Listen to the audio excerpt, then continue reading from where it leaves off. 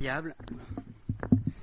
C'est toujours incroyable de voir le lien entre la présentation et la prédication. Parce que Manu, il a parlé des petits oiseaux. Alors en plus, on était bien placés parce que quand on est là-bas, finalement, on voit les petits oiseaux qui passent en face là et on voit ceux qui sont dans le jardin là. Donc le Seigneur qui prend soin des petits oiseaux. Et on va parler du bon berger qui prend soin des brebis.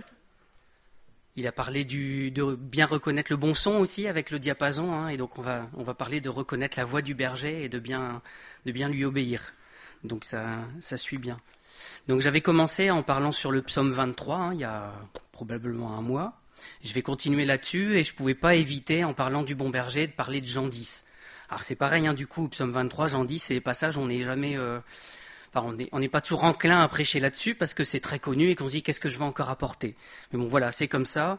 J'espère quand même que vous en apprendrez quelque chose.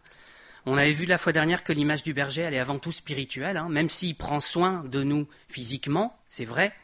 L'image du berger, elle est avant tout spirituelle. Il prend soin de nous spirituellement, il nous nourrit et il met toutes les conditions pour qu'on grandisse.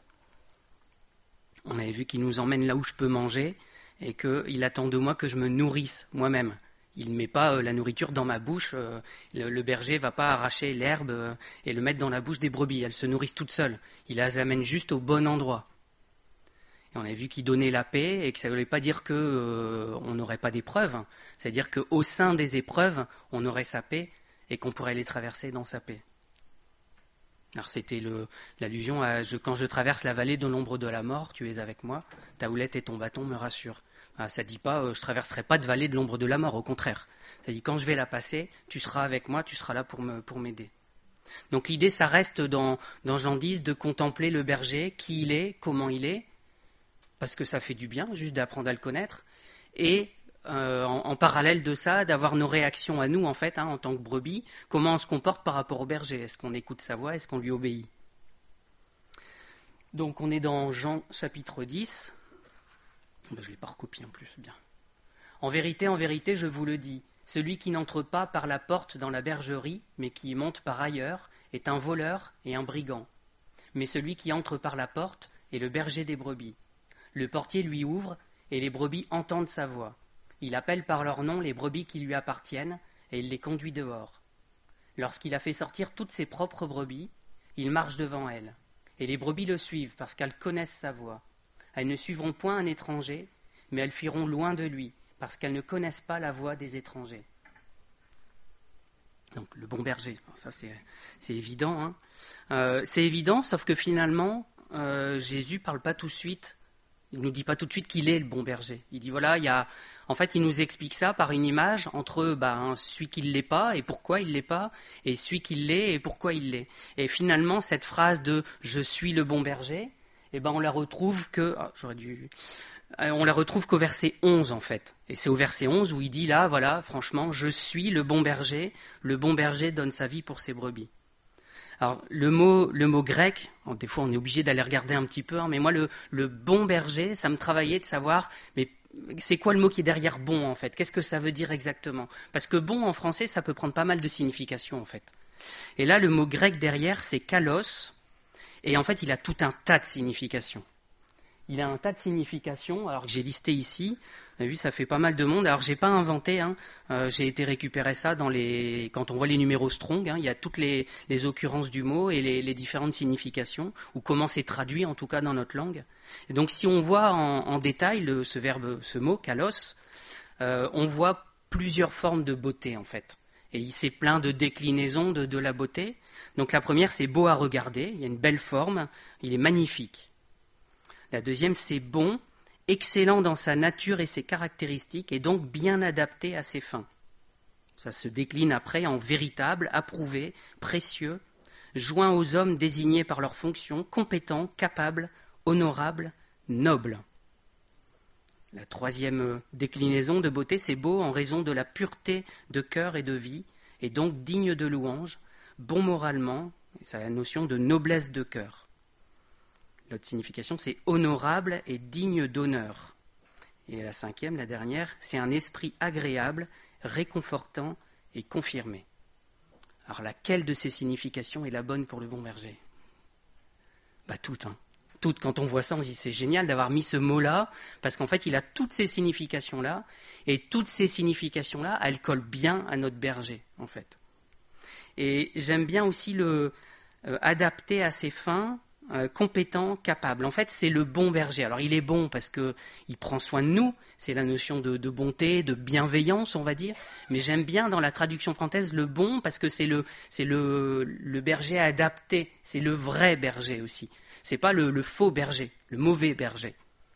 Donc c'est toutes ces significations-là qu'on a derrière le berger, et c'est intéressant de voir que Jésus il se met en opposition en fait entre lui qui représente tout ça et les autres en fait. Et tous les autres, tous ceux qui peuvent se présenter comme bergers, eh ben ils correspondent pas à ces critères-là en fait. On va revenir à Jean au début du chapitre, mais c'était important de préciser que c'était lui le bon berger, forcément tout parle de lui là-dedans. Donc les versets 1 et 2, en vérité, je vous le dis, celui qui n'entre pas par la porte dans la bergerie, mais qui y monte par ailleurs, est un voleur et un brigand. Mais celui qui entre par la porte est le berger des brebis. Donc je vais pas m'attarder très longtemps en fait là-dessus. Je voulais m'attarder sur la voix du berger, sur apprendre à reconnaître sa voix. Donc voilà. Donc je veux passer assez rapidement là-dessus. Mais quand même, Jésus il nous donne un premier critère pour discerner celui qui entre dans la bergerie en fait. C'est qu'il y a une porte. Il y en a un qui rentre par la porte, c'est le bon berger. Pourquoi il rentre par la porte ? Parce que déjà c'est normal de rentrer par la porte, c'est l'issue normale. Et en plus il est autorisé à rentrer. Parce qu'il y a un portier.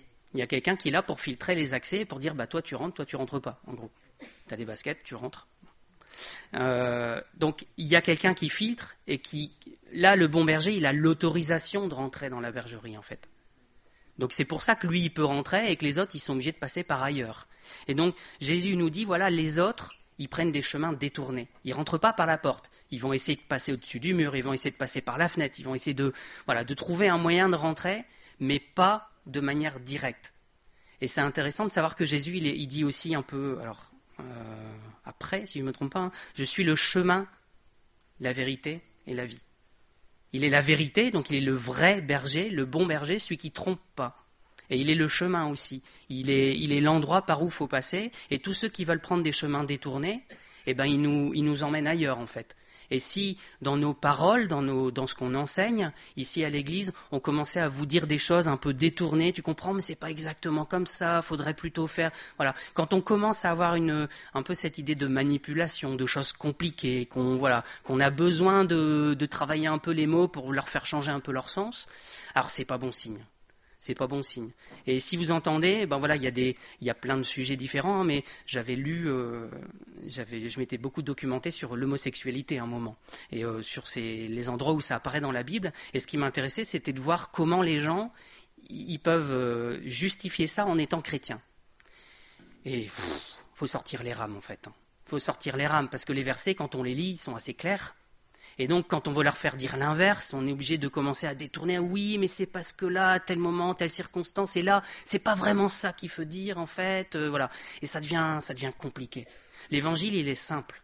Et si on doit commencer à prendre des chemins détournés, c'est pas bon signe. Alors, je dis ça, et en même temps, Jésus, c'est le chemin, mais des fois, ça va tourner. Des fois, ça va monter. Ça va descendre raide et puis il va falloir s'accrocher aussi. Donc c'est un chemin qui est simple quelque part, mais en même temps ça ne veut pas dire qu'il est facile. Il y a des fois des difficultés, mais il nous accompagne, il est là avec nous. Et des fois, ceux qui ont des chemins détournés, ça ressemble à une grande avenue où il y a beaucoup de monde qui passe en fait. Vous voyez à quelle image je fais allusion, hein. Il y a un chemin qui est étroit, qui est pas toujours simple à prendre, mais il y en a un, c'est une grande avenue, tout le monde s'y engouffre parce que c'est facile. C'est facile. Mais c'est pas le bon chemin. Alors, on a déjà un critère ici pour reconnaître entre... Donc Jésus nous dit, celui qui monte par ailleurs, c'est un voleur, c'est un brigand. Donc c'est pas un pasteur, c'est pas un berger, c'est pas quelqu'un qui nous veut du bien en fait. Le voleur, le brigand, il est là pour piquer votre argent, piquer vos biens, et puis c'est pour son bénéfice à lui. Et donc ça aussi, on reconnaît en fait. Si on commence à faire des appels à me dire il faut plus d'argent, il faut plus de ceci, il faut plus de cela, c'est pas bon signe. C'est pas bon signe parce qu'on n'est pas là pour s'enrichir en fait. Alors bien sûr, ce serait pour le Seigneur, hein, si on le faisait. Voilà, on va toujours mettre un enrobage, quelque chose, mais voilà, c'est encore une fois, c'est pas direct. On met un masque. Donc si on met un masque, on voit pas la personne directement. Il y a quelque chose entre elle et nous. Au verset 3, le portier lui ouvre et les brebis entendent sa voix. Il appelle par leur nom les brebis qui lui appartiennent et il les conduit dehors. Alors juste pour noter comme ça, mais c'est pareil, c'est pas l'idée principale en tout cas. Le berger, il n'appelle pas toutes les brebis, il appelle les brebis qui lui appartiennent. Et ça va à contre-courant du monde qui dit tout le monde sera sauvé, il est là pour tout le monde, il aime tout le monde. Oui, il aime tout le monde, mais il vient pour ses propres brebis. Il appelle ses brebis. Et il y a un distinguo qui est dit ici entre les brebis qui lui appartiennent, qui reconnaissent sa voix, qui lui obéissent et qui le suivent. Et il y a les autres qui ne reconnaissent pas la voix en fait, et qui du coup ne le suivent pas, parce qu'elles ne lui appartiennent pas.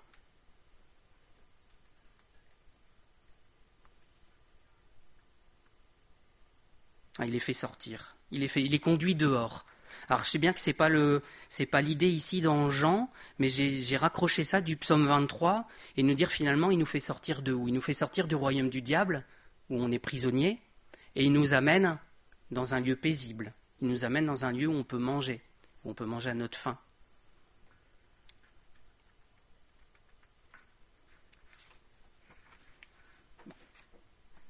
Apprendre à reconnaître sa voix. C'est là où il faut un diapason. Donc Jean 10, versets 4 et 5, lorsqu'il a fait sortir toutes ses propres brebis, il marche devant elles, et les brebis le suivent, parce qu'elles connaissent sa voix. Elles ne suivront point un étranger, mais elles fuiront loin de lui, parce qu'elles ne connaissent pas la voix des étrangers. Donc il y a une forme de réciprocité en fait. Le berger, il connaît ses brebis, il appelle ses brebis, et les brebis, celles qui lui appartiennent, elles reconnaissent la voix du berger et elles le suivent. Ça va dans les deux sens en fait. Il y en a un qui appelle et il y en a un qui reconnaît, il y en a une, la brebis, qui reconnaît, qui suit, qui obéit. Donc on a chacun un rôle. Le Seigneur, il appelle et il attend des gens qui répondent et qui suivent. Il y a d'autres brebis qui ne reconnaissent pas sa voix et qui ne le suivent pas. Donc quelque part, il y a une forme au travers de ce verset, une forme d'élection en fait. C'est pas toujours plaisant, c'est des sujets dont on discute souvent le mardi soir, mais voilà, en tout cas, elle est là, présente indirectement dans ce verset-là. Et je ne m'attarde pas là-dessus non plus. Vous allez dire, du début à la fin, je ne vais jamais m'attarder, mais voilà. On va finir. Oula.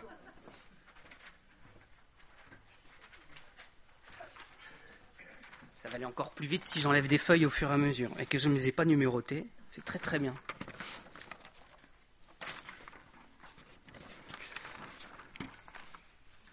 Alors quand j'avais décidé de prêcher là-dessus, je commençais à y réfléchir et Maï ne le savait pas. Je lui dis rarement sur quoi je vais prêcher en avance en fait. Des fois elle essaye de savoir un petit peu, alors bon, ça dépend des fois, mais là voilà, elle n'avait aucune idée que j'étais déjà en train de cogiter là-dessus. Et elle m'a envoyé une petite vidéo en me disant tiens, c'est intéressant. Et en fait c'est un message le pasteur Patrice Martorano. Donc il y a le pasteur principal de l'église Momentum à Bordeaux. Donc c'est une église dont on entend pas mal parler sur Internet. Il y a des bonnes choses. Après c'est toujours pareil, il faut toujours faire attention. Même dans ce qu'on dit nous, en fait, il faut faire attention que nous on glisse pas et qu'il y ait d'autres choses que ce que le Seigneur il veut donner.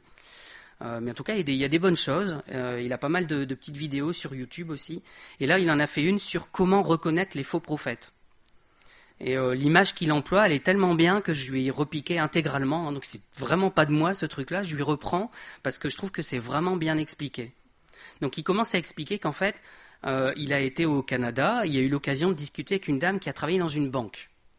Et il discutait avec, on pourra peut-être avoir confirmation, il discutait avec elle de la manière de comment on fait pour discerner les faux billets. Voilà, faux prophètes, faux billets.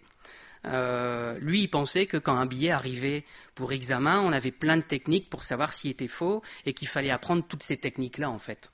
Et cette dame, elle lui a dit qu'en fait, elle étudiait jamais les faux billets. Il les étudiait pas, en fait. Il ne faisait qu'étudier les vrais billets. Et c'est intéressant comme moyen, parce que cette dame, elle lui expliquait qu'en fait, ils voient tellement passer de vrais billets dans leurs mains qu'ils en reconnaissent le toucher, qu'ils en reconnaissent le son que ça fait quand on le plisse un peu, qu'ils reconnaissent le moindre détail dans le billet. Il y a un tas de choses sur les billets comme ça. Et donc, on leur donne pas des faux billets pour leur montrer, regarde, c'est telle erreur. On leur montre que le vrai. Et ils s'habituent tellement au vrai que quand il y en a un qui arrive et celui-là, il touche pas pareil, hein, celui-là. Et il fait pas le même bruit. En fait, ils le reconnaissent. Et elle dit, ne serait-ce que le prendre dans notre main, on sait déjà que c'est un faux billet. Et on nous a jamais dit ce que c'était un faux billet, on nous a jamais expliqué en détail. Mais on connaît tellement le vrai. Alors sur les billets, voilà, il y a des tonnes de sécurité, hein, mais ça sert à rien de les apprendre. Il faut avoir que des vrais billets dans les mains. Alors nous, malheureusement, on ne sait pas trop ce qu'on a dans les mains. Hein. C'est tout le problème. En banque, ils peuvent le certifier, mais nous, on voit des tonnes de billets passer et on ne sait pas trop s'il n'y en a pas une bonne proportion qui sont faux, en fait. Hein. Je ne sais plus lequel des billets est le plus utilisé. Je crois qu'il y a 40% de faux dans la nature. Donc voilà, dans ce qu'on a dans nos portefeuilles, probablement qu'il y a beaucoup de faux. Donc voilà, il y a des coupures comme ça. Dans la moitié de vos billets, il y a probablement des stupéfiants qui sont dessus aussi. Puisque nous on les teste au boulot et il y a plein de choses. Nous on le reconnaît pas parce qu'on n'a pas l'œil averti, on n'a pas les machines pour les tester non plus. Hein. Mais il y a vous savez, il y a le filigrane, il y a l'hologramme avec les couleurs, il y a des dessins qui apparaissent par transparence. Voilà, il y a des tonnes de sécurité qui ont été mises en place sur les billets.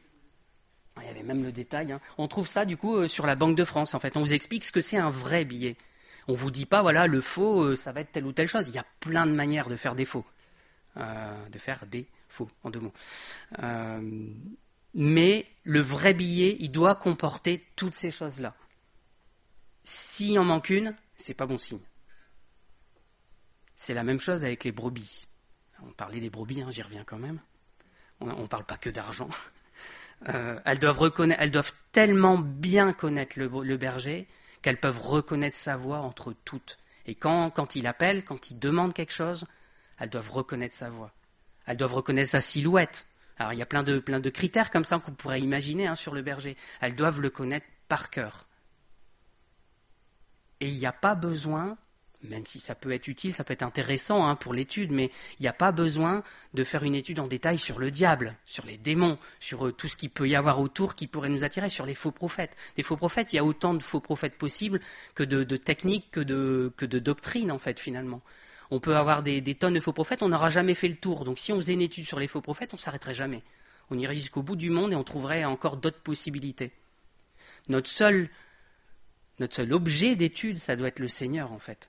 Et en le connaissant lui par cœur, quand il y aura autre chose, on se dira « Ah, ça, c'est un faux prophète, c'est pas bon ça ».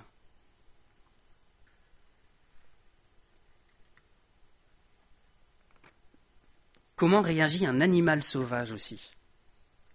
Quand il mange, il boit tranquillement. On a été il n'y a pas très longtemps faire des photos dans le bois et on faisait des photos de champignons. On a vite été rattrapé par la pluie parce que c'est le nord. Mais je me suis écarté un peu parce que je voulais avoir un peu la paix et pas être dès que je trouve un champignon sympa, avoir 4 personnes autour. Donc je me suis écarté un peu et d'un seul coup j'ai entendu et puis il y a un animal, ça ressemblait à je sais pas, un faisan, quelque chose comme ça peut-être, j'ai pas eu le temps de le voir en fait, mais j'ai entendu le bruit et ça a détalé et l'animal sauvage en fait il est tellement habitué à son calme, à son environnement à lui, quand il voit une silhouette d'humain qui arrive, oh qu'est-ce que c'est que ça ? Il est aux aguets et si ça s'approche de lui, il se sauve. Et là, le Seigneur, c'est un peu ce qu'il nous dit, les brebis, si elles entendent un étranger, si elles voient un étranger, elles fuiront loin de lui parce qu'elles ne connaissent pas la voix des étrangers. Elles ne sont pas habituées en fait, elles sont habituées à la voix du berger, à avoir du calme, tout ce qu'il faut, et quand il y a quelque chose qui vient et qui colle pas avec ça, elles fuient. Alors là aussi, je mets un bémol dans le sens où on n'est pas obligé de courir tout le temps, dès qu'il y a un bruit. Le Seigneur, il nous demande de tenir bon dans l'épreuve aussi. Il nous dit, il y a un lion qui rôde, il ne nous dit pas fuyez, il nous dit résistez. Donc voilà, il y a quand même une posture aussi à savoir ce que le Seigneur veut de nous. Mais il s'agit de ne pas rester à continuer à être nourri par la mauvaise chose en fait. Là, dans le cadre du mauvais berger ou des faux prophètes, s'il y a quelque chose de faux qui commence à être dit, on ne doit pas rester et continuer à écouter et puis s'imprégner de ça en fait. Parce que l'idée, c'est de s'imprégner de la voix du berger. Si on commence à s'imprégner d'autres choses, on va dériver tout doucement. On va perdre le là, on va perdre la bonne sonorité, en fait.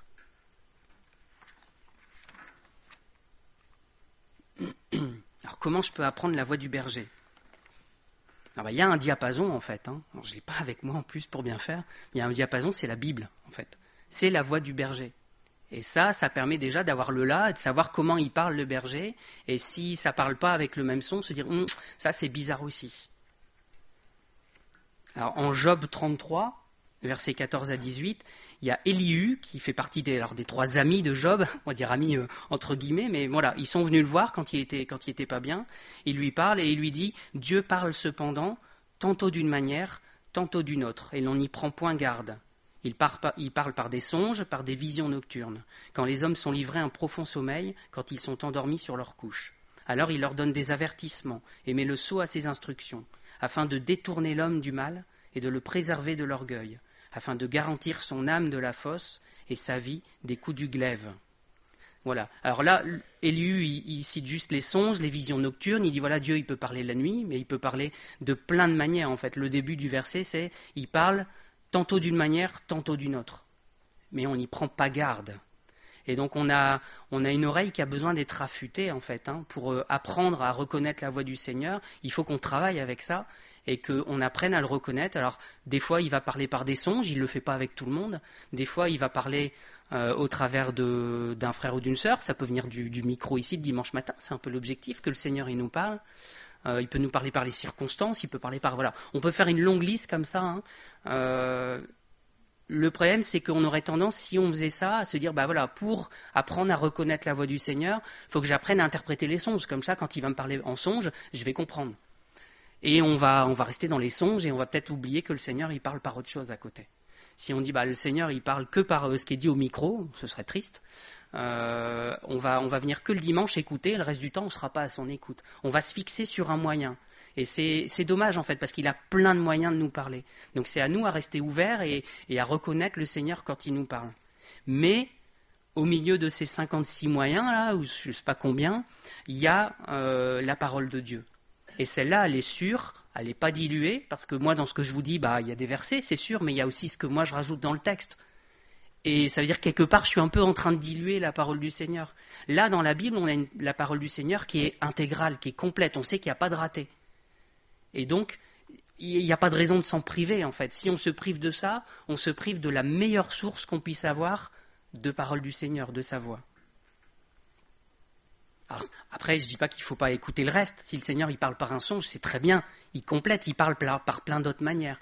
Mais on ne peut pas se priver de la parole de Dieu, se priver de la Bible, et se dire, moi, je suis à l'écoute du Seigneur. Non. Si tu es à l'écoute du Seigneur, la principale source, c'est ça, en fait. Et le reste, le Seigneur va compléter. Mais ça va suivre, comme on disait tout à l'heure avec le diapason, tout ce qui sera dit autour, ça aura la même sonorité que ce qui est dans la Bible. Il ne peut pas se contredire. Donc, la Bible, c'est vraiment la référence, en fait. Et si on ne la lit pas, alors on n'apprendra pas à connaître la voix du Seigneur. Alors, il ne s'agit pas... On ne peut malheureusement pas se contenter de lire la Bible. Pourquoi ? Parce que si on ne la médite pas, si on ne la travaille pas, si on ne la met pas en application, on a entendu ça dans une prière tout à l'heure, ce n'est pas une théorie qu'on apprend. Il ne s'agit pas d'apprendre la Bible par cœur et hop, voilà, je suis chrétien, je connais toute la Bible par cœur. Déjà, il y a du boulot, mais il ne faut pas que ça reste dans nos têtes, en fait. On doit le vivre après, derrière. Et les brebis, elles connaissent le berger. Pourquoi ? Parce qu'elles vivent avec lui en permanence. C'est concret pour elles. Elles n'ont pas appris dans un livre, le vrai berger, si un jour vous le rencontrez, il ressemble à ça, il parle comme ça, sa voix elle ressemble à peu près à ça, il met tel genre de vêtements, voilà. Non, elles vivent avec lui. Et donc, elles apprennent à le connaître en vivant avec lui. On apprend à connaître le Seigneur par l'expérience, en fait.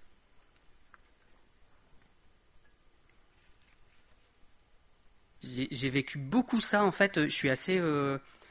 j'aurais pas assez d'une vie pour apprendre tout ce que j'aimerais bien apprendre. Il y a plein de choses sympas, mais voilà, il y a un moment donné, il faut faire des choix. Et bon. Mais il y a des sujets qui m'ont intéressé et qui m'intéressent encore. Je me suis intéressé à la photographie à un moment donné. Donc, qu'est-ce qu'on fait ? Maintenant, c'est facile.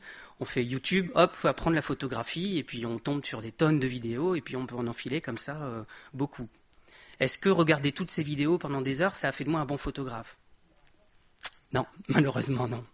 Ça donne des bons conseils, mais après, ce qu'il faut, c'est aller prendre son appareil, aller faire des photos et se bouger pour aller faire des photos. Et là, on rencontre des situations, des choses différentes et on finit par apprendre et voilà. Donc c'est une aide, c'est une bonne chose, mais ça ne fait pas de moi un bon photographe.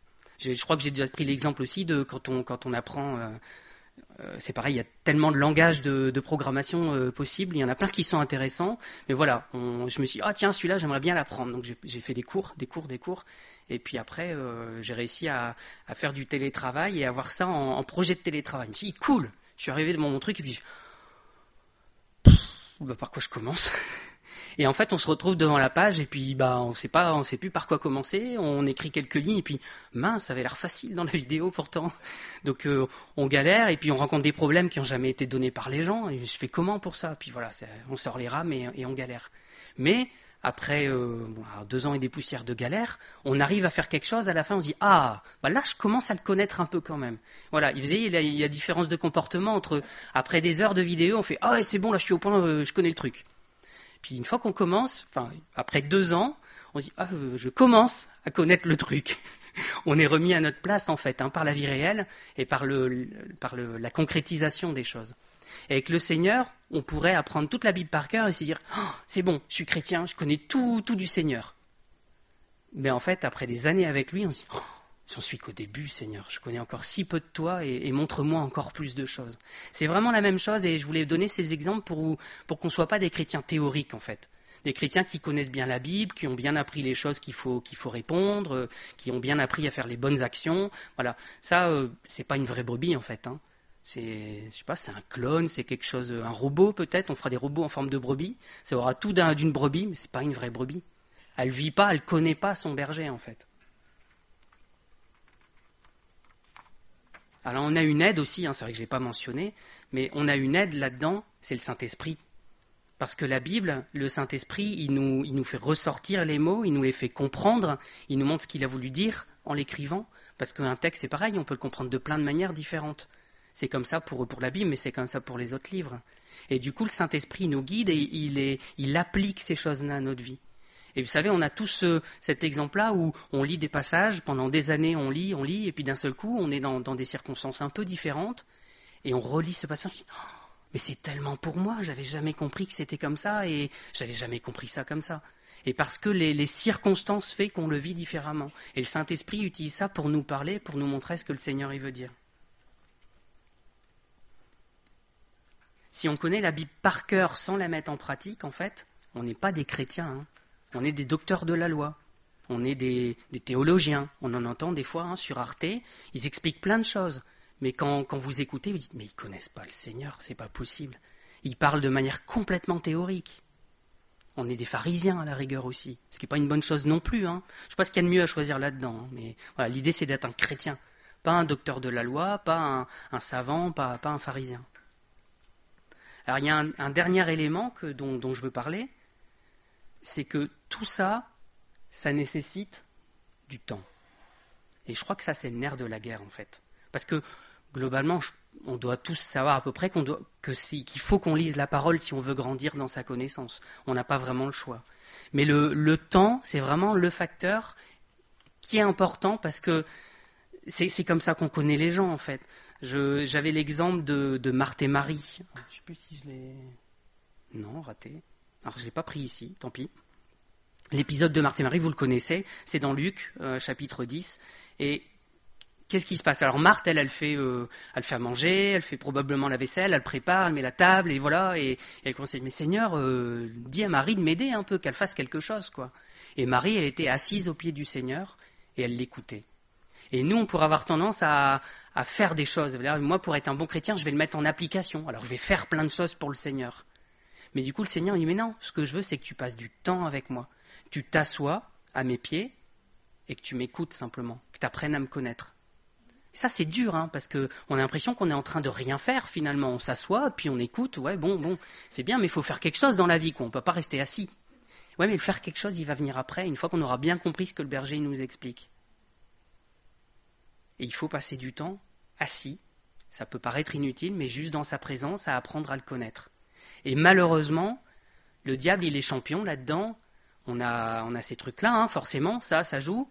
On a les ordinateurs, on a Internet, on a les enfants, on a le travail, on a la vie, Puis on peut mettre des listes comme ça à volonté. Même quand on n'a plus le travail, pour constater chez les retraités, le temps, c'est un facteur clé. C'est compliqué. On n'a jamais le temps, en fait. Et on n'a jamais le temps, et ça, c'est un jeu du diable, en fait. Parce que si on n'a jamais le temps, on n'en donne pas beaucoup au Seigneur. On passe combien de temps vraiment consacré au Seigneur dans une journée? Alors ne le dites pas, hein. Je ne vous dirai pas non plus.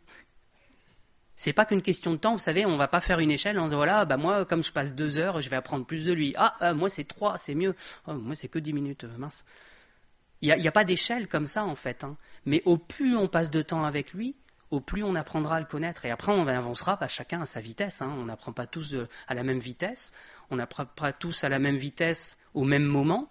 Il y a des moments où on va vite apprendre avec le Seigneur, et il y a des fois où ça va être long, il va falloir qu'il nous répète les choses parce qu'on est un peu dur à comprendre certaines choses.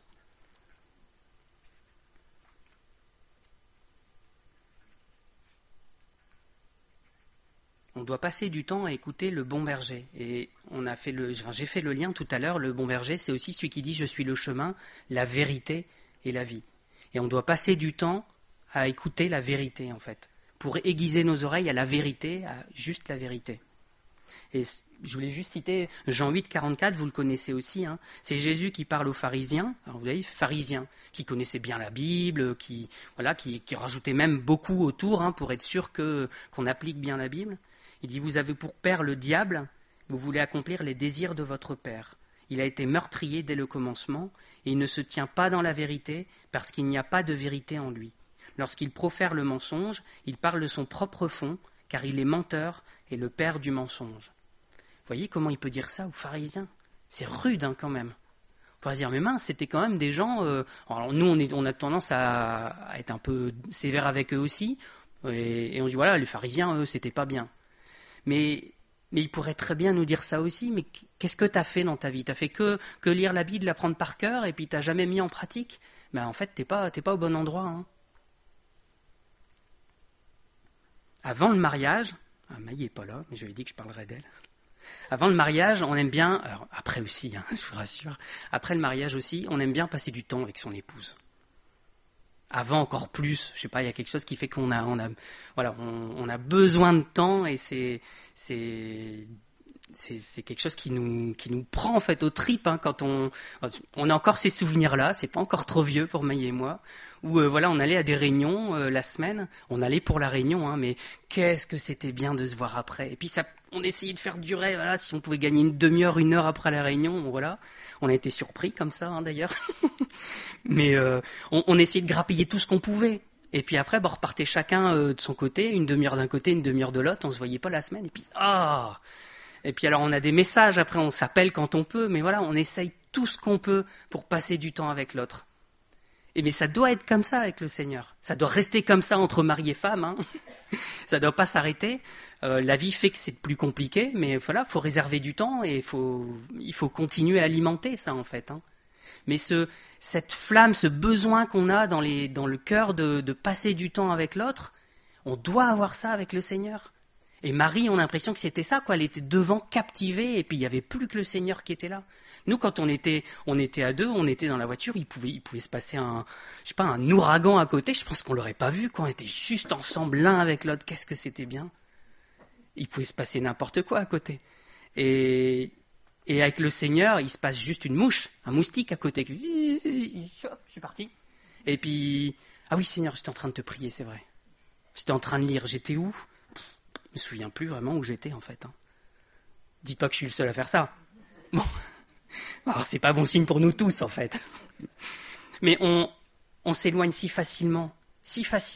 Et après on se rend compte, mais en fait ce que je le lisais vraiment. Ou je lisais, il y avait des mots, je voyais des phrases et puis et à la fin il reste quoi ? Pas grand-chose. C'est pour ça aussi qu'on ne peut pas se contenter de lire la parole, il faut la méditer, il faut y réfléchir, comme ces chants qui tournent en rond, vous savez, dans notre tête pendant toute la semaine, mais il doit y avoir aussi ces versets qui tournent en rond dans notre tête toute la semaine, et ça travaille. Et le cerveau, après, il travaille même quand on s'en rend plus compte, en fait. Et le Seigneur, il fait rentrer les choses dans notre cœur, et on s'aperçoit, mais ça a bien cogité, et on le vit, ce verset, en fait, on le vit.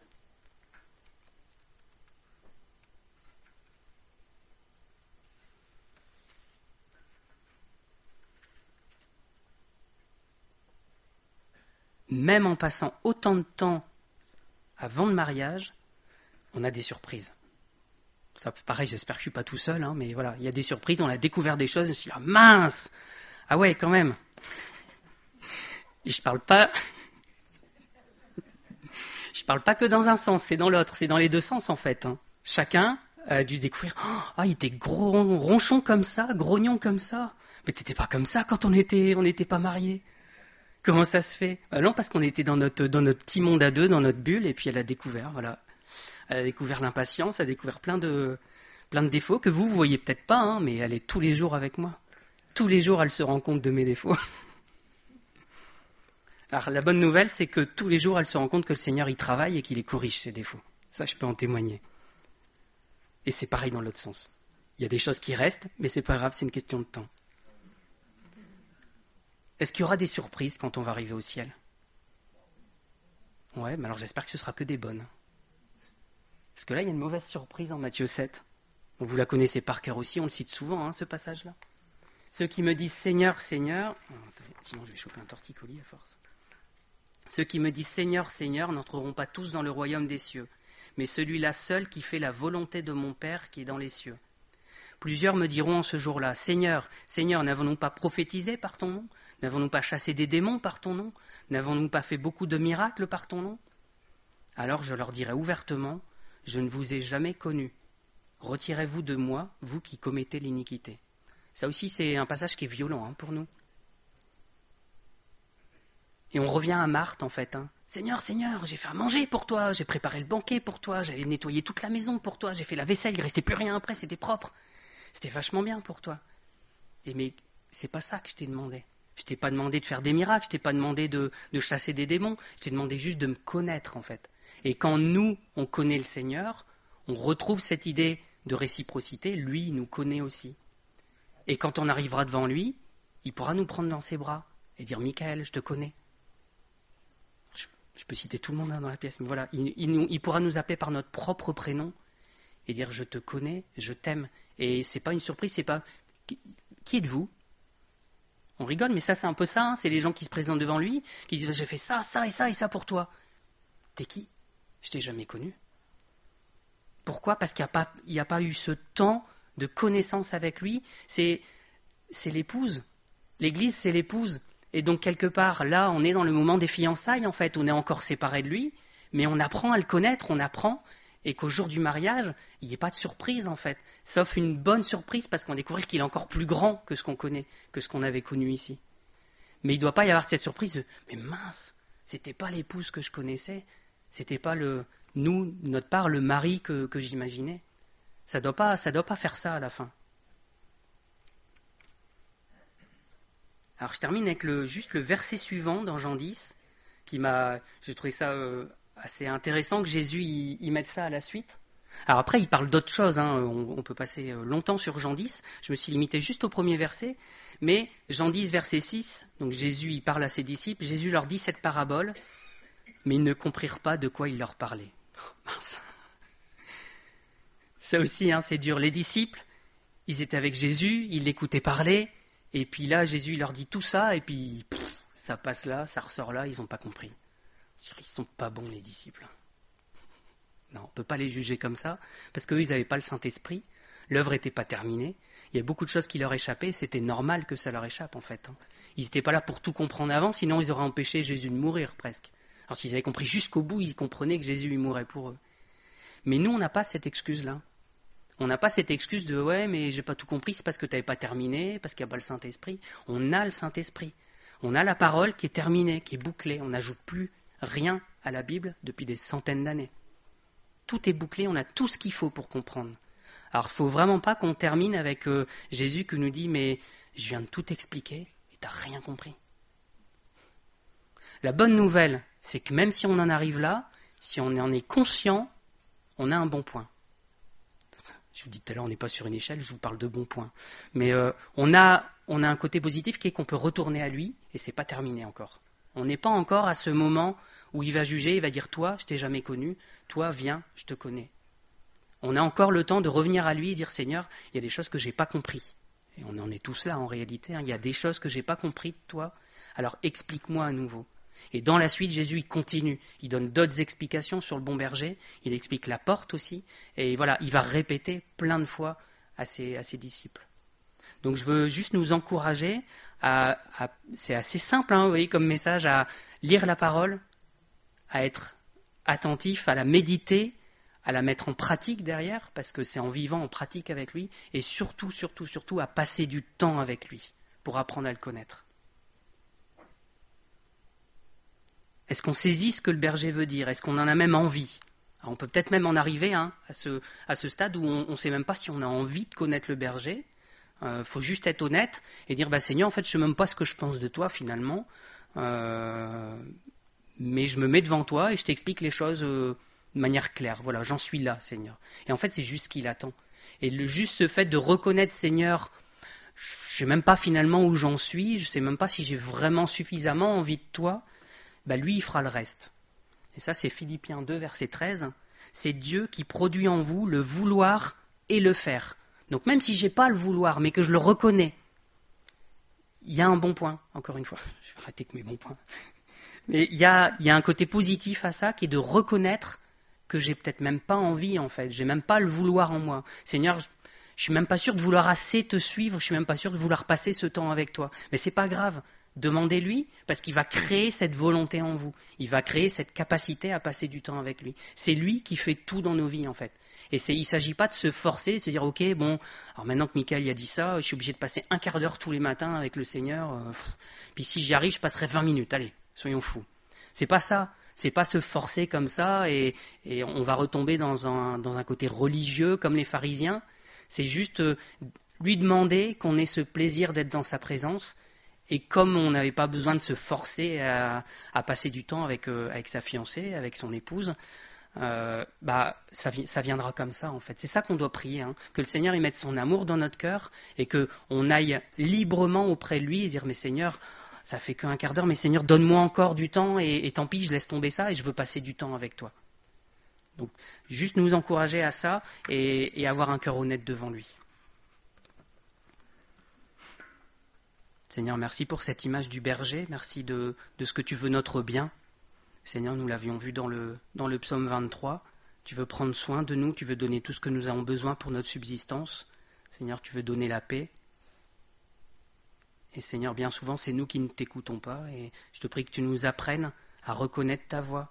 Seigneur, que tu nous donnes aussi cette volonté de passer du temps avec toi. Seigneur, d'écouter ta parole, de nous y habituer, de juste discipliner notre oreille à n'entendre que la vérité. Et Seigneur, merci de ce que toi tu veux le faire, Seigneur, tu attends juste notre accord. Et merci de ce que tu vas faire dans nos vies, Seigneur, et aide-nous à être attentifs et à passer ce temps. Seigneur, tu vois aussi le malin dont le plaisir c'est d'enlever notre temps, de l'occuper par autre chose. Et je te prie que tu nous aides à libérer ce temps pour toi, Seigneur, avec joie, Seigneur, pas comme une contrainte, mais vraiment avec le cœur de passer du temps avec toi et d'être dans ta présence, de bénéficier de ta présence et de te louer en retour parce que tu nous rends heureux par ta présence, Seigneur. Amen.